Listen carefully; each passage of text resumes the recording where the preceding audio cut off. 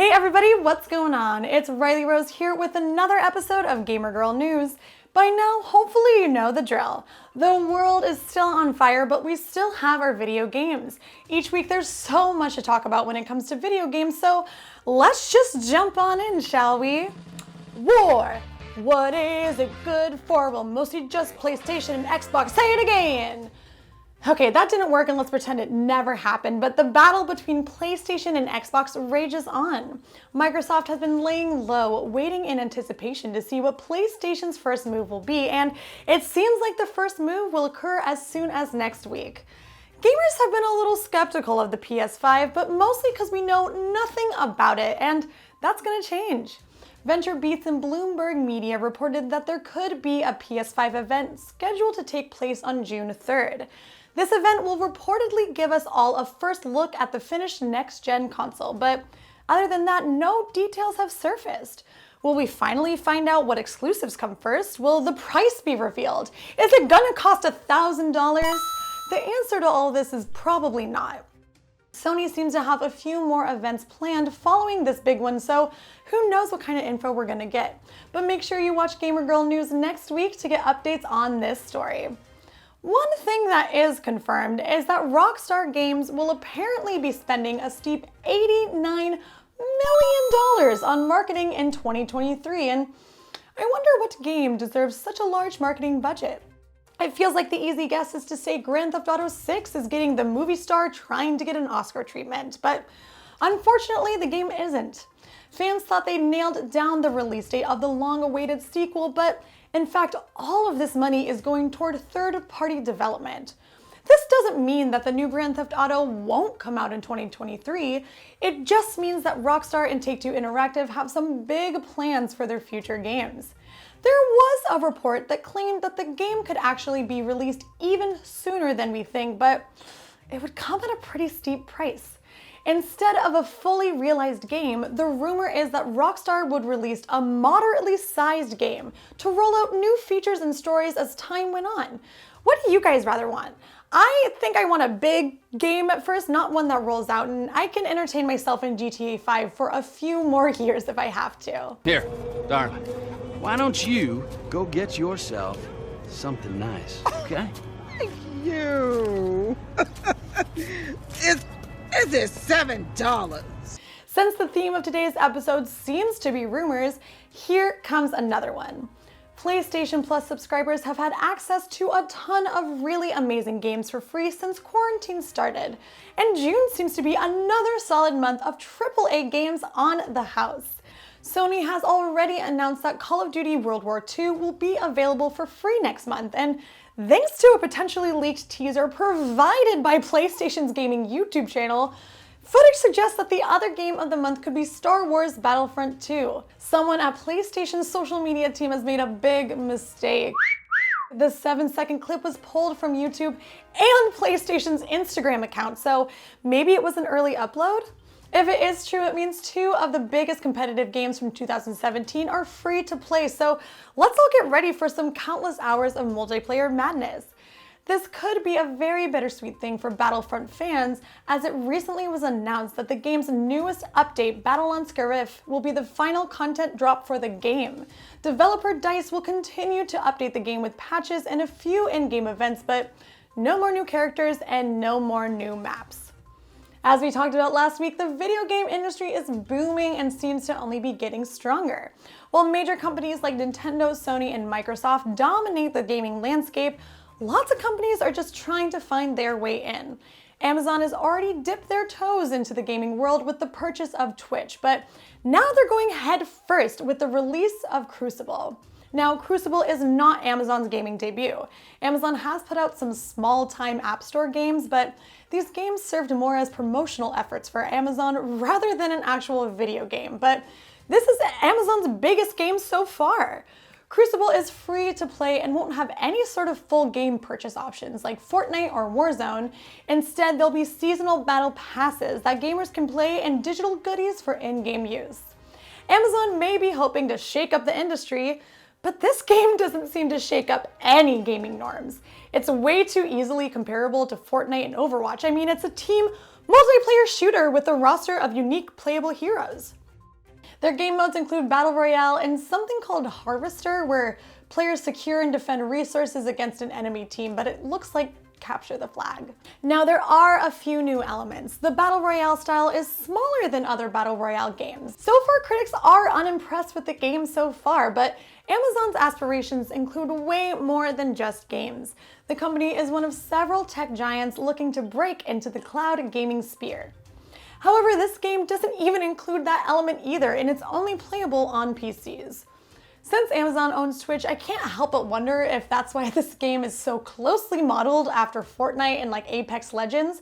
Those are some of the more popular titles on Twitch to stream, and rumor has it that Amazon actually developed the game to be highly streamable.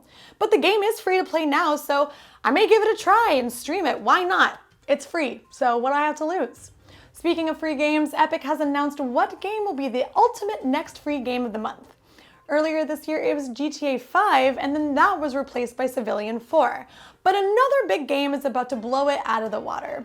Borderlands: The Handsome Jack Collection is a compilation of both Borderlands 2 and Borderlands the Pre-sequel. It even includes additional content for the games remastered in 1080p. Do I even have to say anything else? Like, what are you waiting for? Go, and go now. If you missed out on GTA 5, this is your chance to redeem yourself. It's one of my favorites. I even already downloaded it even though I own the game. Like, just do it before it's too late. Folks, I'm just here to say that also cheating isn't worth it.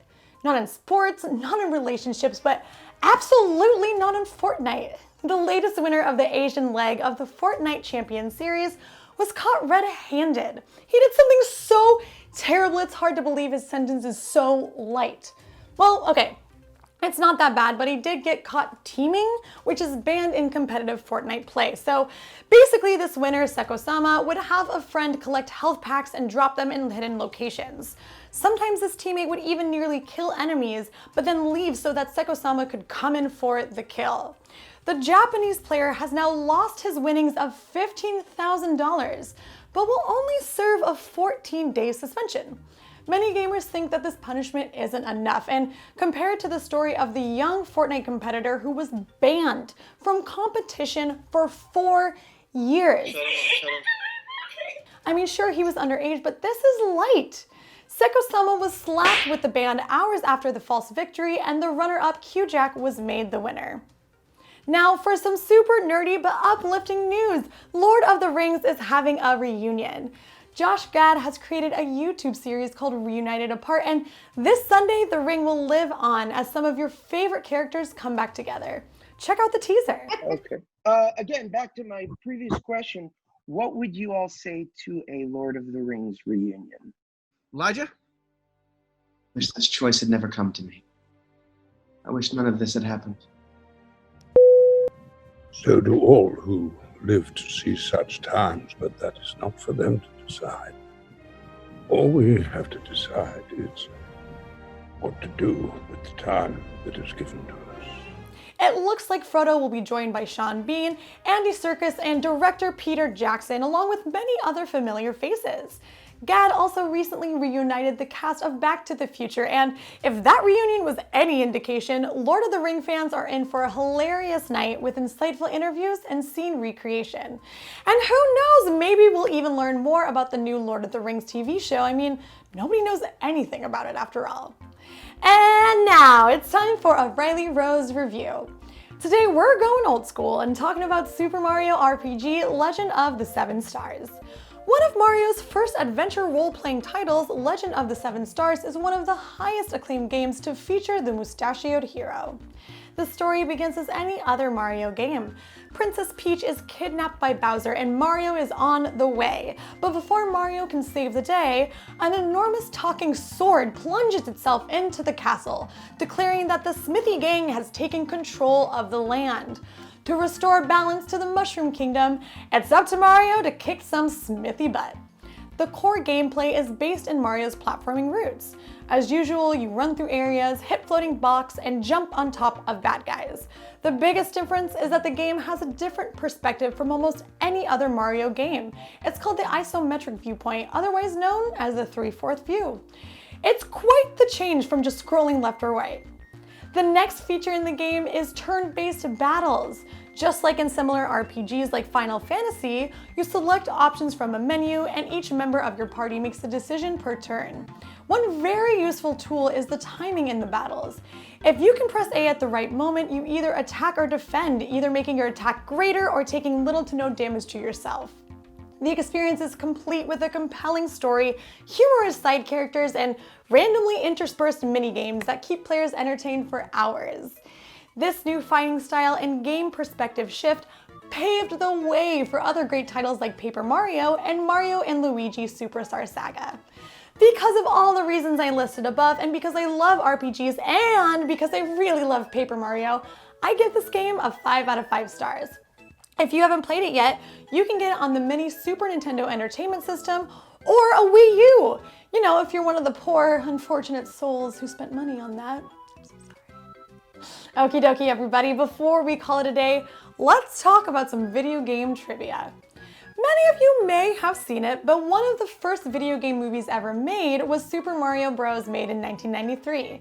The movie is, but it was the first of its kind, okay? The two bros were played by Bob Hoskins and Jog Leguizamo, but the movie could have looked a whole lot different. A longtime fan fave for the role of Mario was none other than Danny DeVito, who was actually offered the chance to direct and star, but it didn't end up working out, and it's probably best for Danny's career. After that, the studio moved on to the next rising star, Tom Hanks, to take the lead role. However, executives thought that he actually wasn't a popular enough actor, so they moved on to Bob.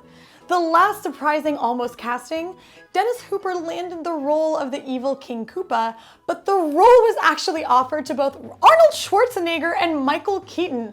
Wow, this was kind of a long factoid, but I would kill to see Danny DeVito fight Arnold Schwarzenegger as Mario. It would have been amazing.